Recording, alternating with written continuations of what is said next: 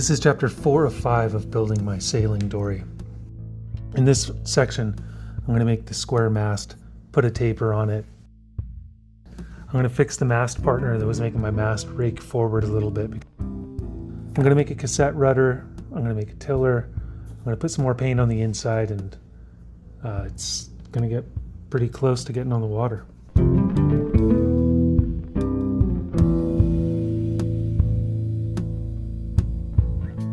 First, let me show off a couple clips from a trip I went on with another boat that I built on this channel, the Seamless Skiff build series and use series. These are just a couple clips from a trip I went up the Pacific coast of the US, launched it out of the back of my truck and slept on board 5 nights, I think.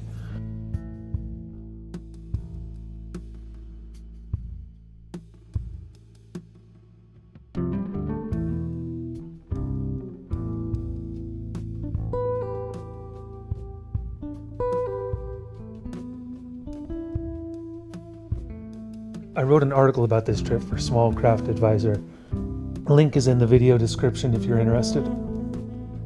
Anyways, back to the build. I start by taking a 2x6x12 and cutting it down to make the mast. Cutting the mast to, I'm going to start at 2.5 by 2.5 by, each of these are 1.5 inches. Trying to get the fewer knots on top when I glue it up.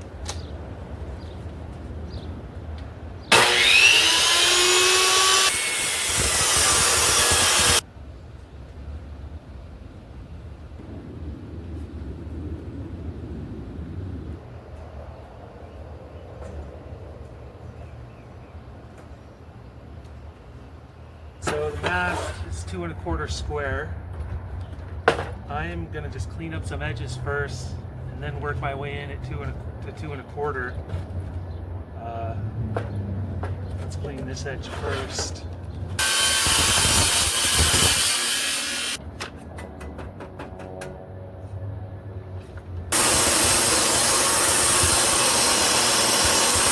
So I'm getting ready to taper this mast. I'm going to check how straight it is first with the line. This way it looks like, but this way, no. So let's rotate it and check the other side. You can see that line running straight, and this mast has a bend that's kind of even across the whole thing. So I marked 1 3/4 inches on the top, just taking off 1/2 inch right there. And I marked the center 2 1/4, so that's 1 1/8 inches. But I got a problem still. That bend is more than the taper. So what I'm gonna do, so here's my base.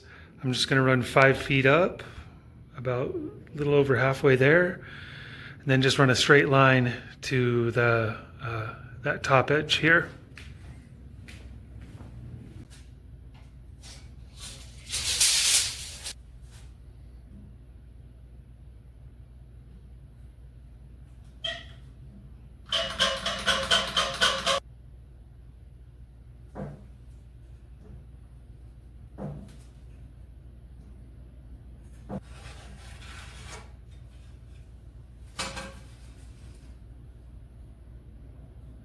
So because this curves so much, I'm only cutting this side to taper this dimension. That means I'm not going to cut this face, and I can mark this face now. Otherwise, I wouldn't mark this until after I took that taper, because you take the taper and then it just takes off your marks. But I'm going to mark this. Let's double check how straight it is. And then I'm going to use this batten to mark my taper. It's got a little bend right there.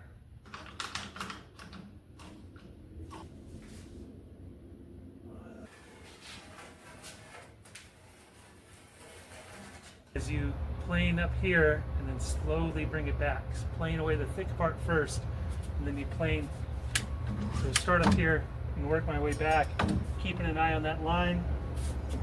I'm going to pretend I'm checking it's square.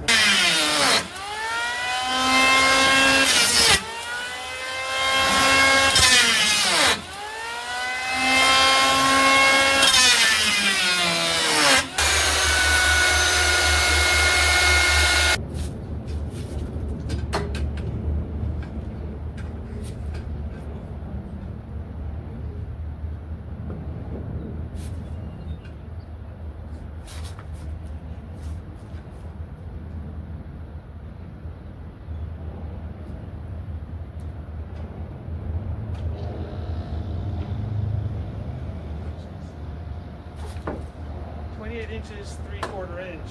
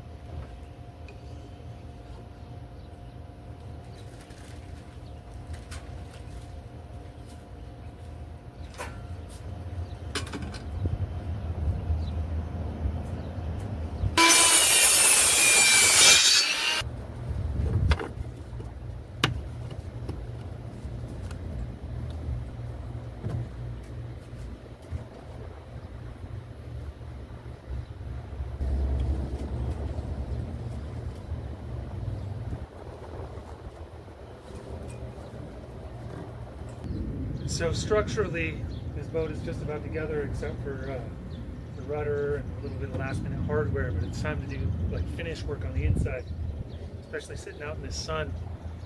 So I'm going to take out all the screws and I'm going to go to town with the router, a belt sander, and a hand sander, and I'm going to soften as much edges as I can and just kind of clean it up and try to make it look pretty.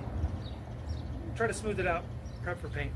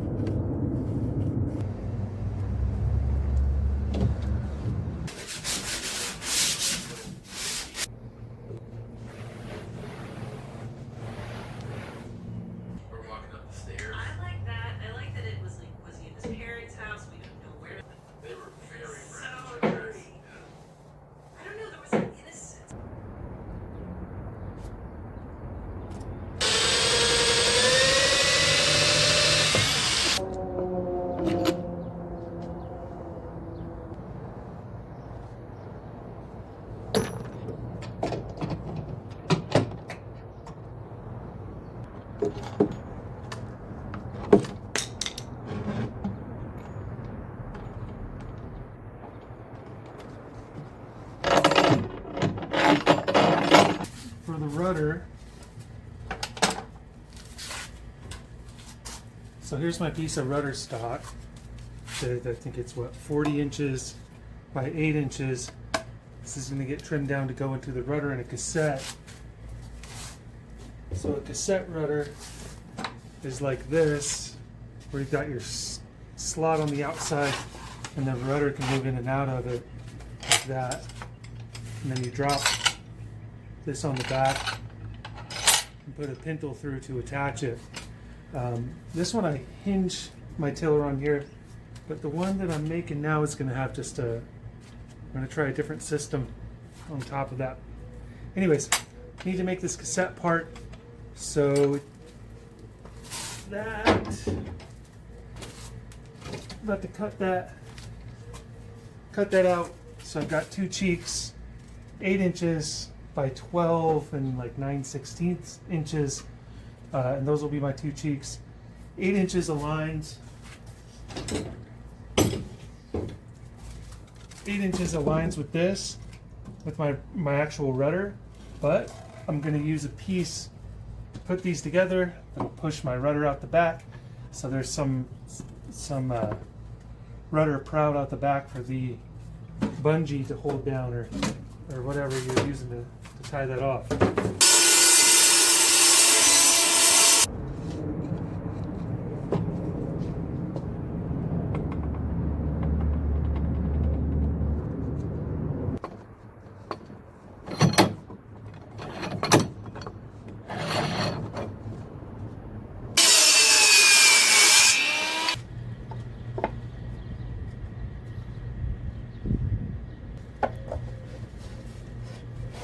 That is pretty good right there.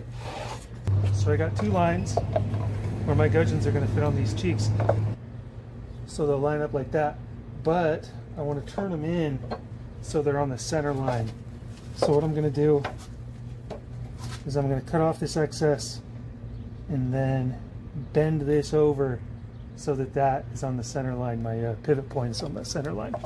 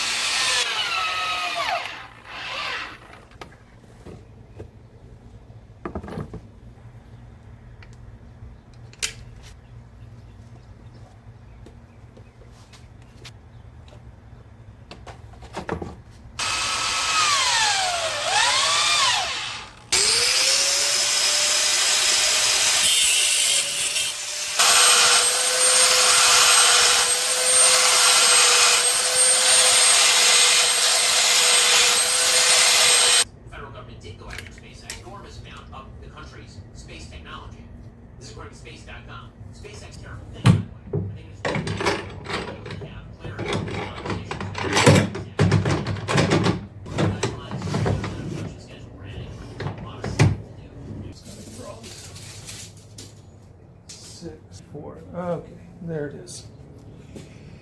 So